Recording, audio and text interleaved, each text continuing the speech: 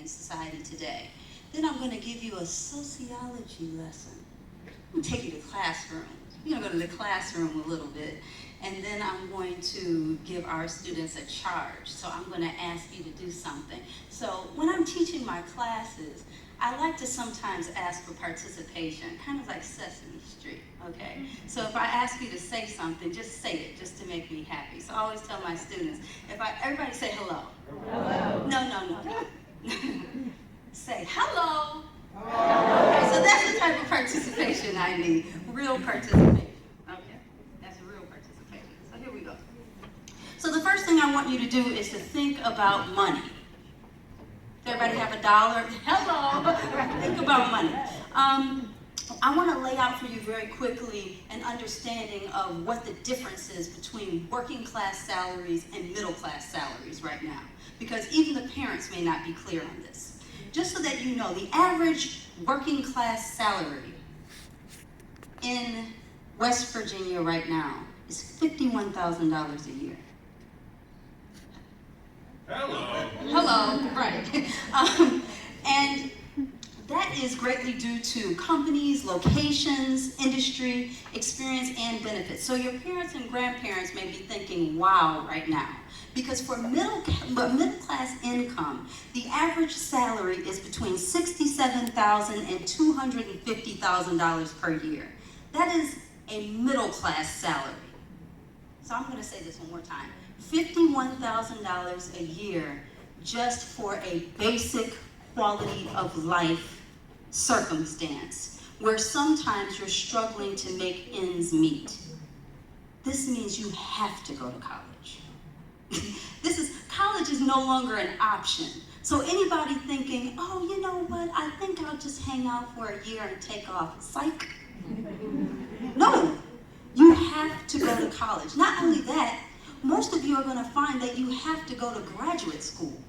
Not just an undergraduate degree. Most of you will have to continue on to go to graduate school. So if this is shocking you right now, just take a deep breath and just realize one thing. Young people, I need you to say, I am going to college. I am going to college. That's right, you're going to college, unless you want to eat peanut butter and jelly every day. And some of you like peanut butter and jelly. So here's a couple more statistics for you. So Americans for 4-year degrees make 98% more an hour on average than people without a college degree. Hello, right. And I'm going to tell you in 2013 it was 85%, and in the 1980s it was 64% more. So we're talking about a difference. When some of your parents and grandparents were growing up, you could manage to not go to college, and people who attended college may make a little bit more than you did per hour at work.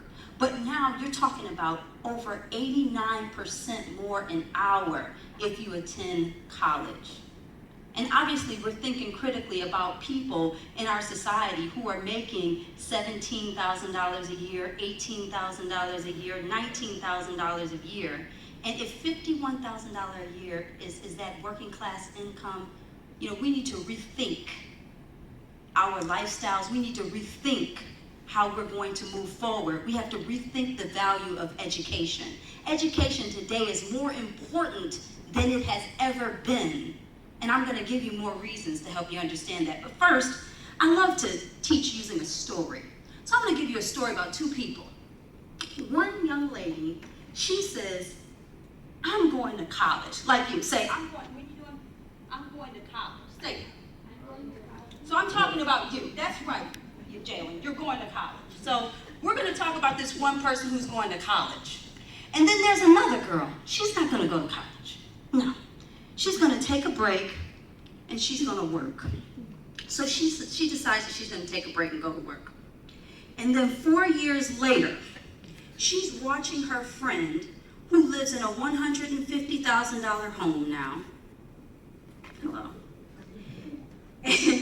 And she's paying $400 a month for student loans. But she's able to pay her student loans. and she's able to purchase a home. But her friend who decided not to go to college is making $14 an hour, working so very hard, she can't afford to purchase a home, and she's struggling. And she wishes that she had decided to go right to school. She really does. But now she's going to go in as a non-traditional student. And she has a baby too, right? Let's add that, because she was bored, so. Yeah. So we add that, right? And so now you have all these other constraints, because instead of putting education first, you decide to take a little time off and chill. Make choices. When you go to college for that 4-year degree program, most of you are going to have to take general education core credits. Those are your classes, like your English classes, your history classes, social studies, your basic math courses. Students go into college saying, "Why do I have to take this? This doesn't have anything to do with my major. I don't want to take these classes. Boring." But they don't understand that you're going to gain the core skills that you need during your college education so that you can communicate, so you can manage your finances, so that you know how to network. All the basic skills that you need, some of the things that aren't taught in some of our homes, fortunately or unfortunately, you learn those general education core courses. So be happy to take those classes and understand that that's going to allow you to make 98%, maybe, right? Past 89%. By the time you all graduate, it'll probably be 98% more, if you have a college degree. So that's my first example. So here we've talked about that pay gap. We've talked about quality of life and skills. Now I'm going to talk to you about costs. Do you all understand that food costs have increased 49% in the past 5 years? 49%. So again, where your parents may have been able to get away with not going to college, or the generation before you may have said, "Hey, I'm going to take off a little bit and I'm not going to go." Now food costs 49% more. So you're talking about not just paying your bills, but being able to eat is 49% more expensive, right? When some of you right now are in high school than it was when you were babies. So these are things that we have to think about. So here we lay out the landscape. This means that you have to work harder, right? And you have to try to make more money than the generation before you. You have to attain more skills. The jobs are going bye-bye, bye-bye jobs, right? The manual labor jobs. Now most of the jobs require technology, right? Technical skills. The skills that you need to have a bachelor's degree in order to do that. I had a girlfriend apply for a job. She wanted to be an administrative assistant. They said she needed a bachelor's degree to be an administrative assistant. People could become an administrative assistant with a high school diploma. Not anymore. So you need education, maybe even graduate school. I'm going to keep throwing that in there. Maybe even graduate school, all of you, right? In order to trump that $51,000 a year. How many people want to just get by? Raise your hand if you want to just get by. That's your goal. I'm going to go to college and I'm going to just get by. That's what I want to do, just get by. No? Nobody's excited about that, just getting by. Right, so you're going to graduate school, right? How many people are going to say right now, "I'm going to graduate school"?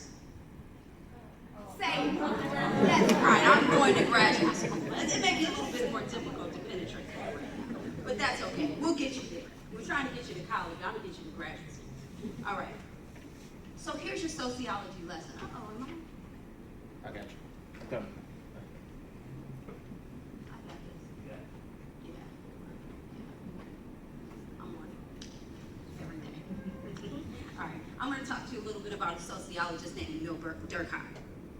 Emil Durkheim is what they call a functionalist theorist. He talks to us about two things. You have internal inequalities and external inequalities. Your internal inequalities deal with reasons why people can't move on in life. They can't be encouraged because they lack motivation, right?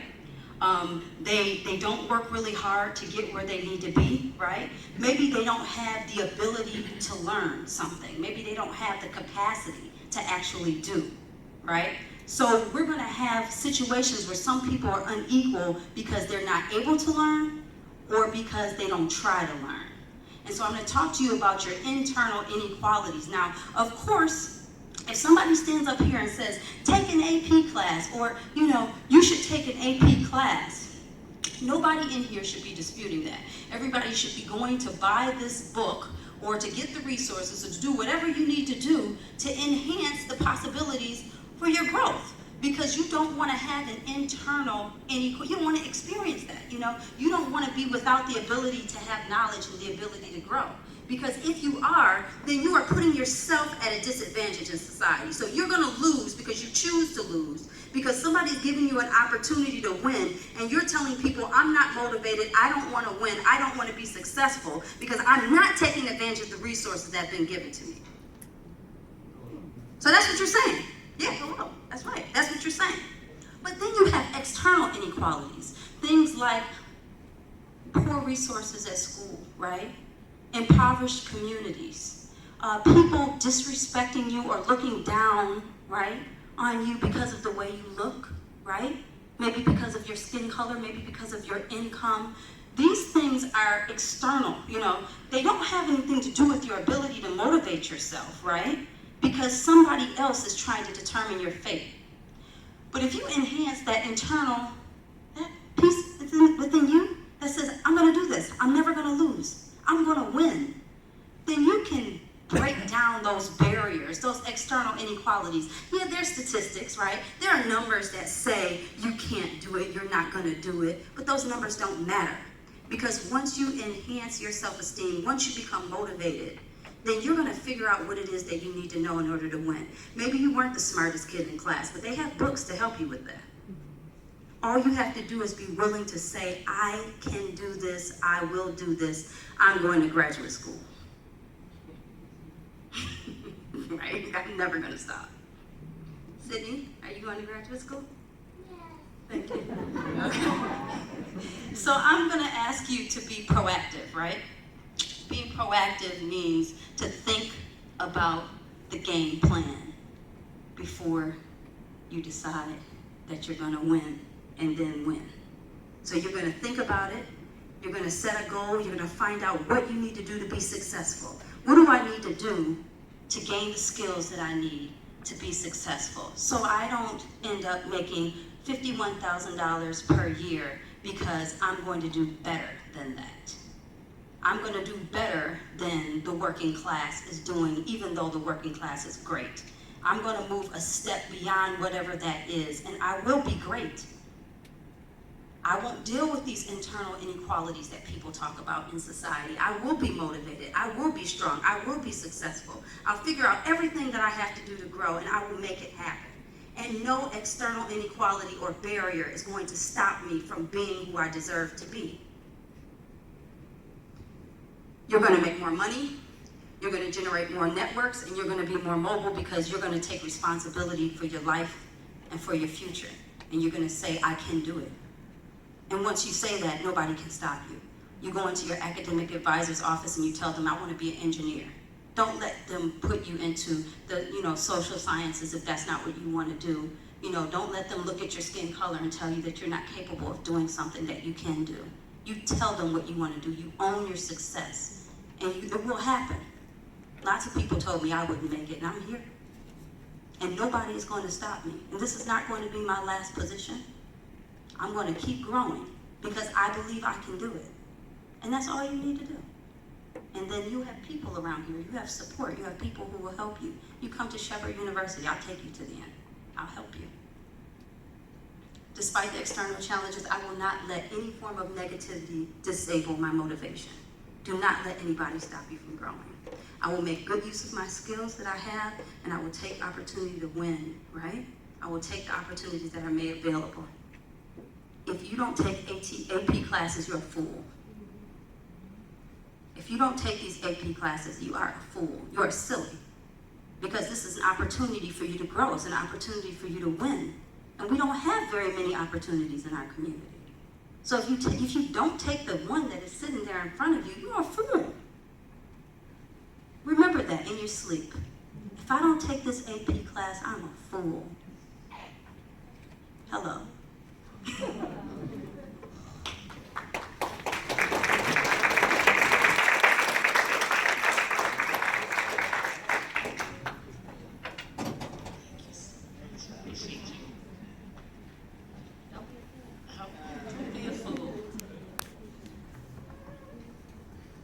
Thank you so much.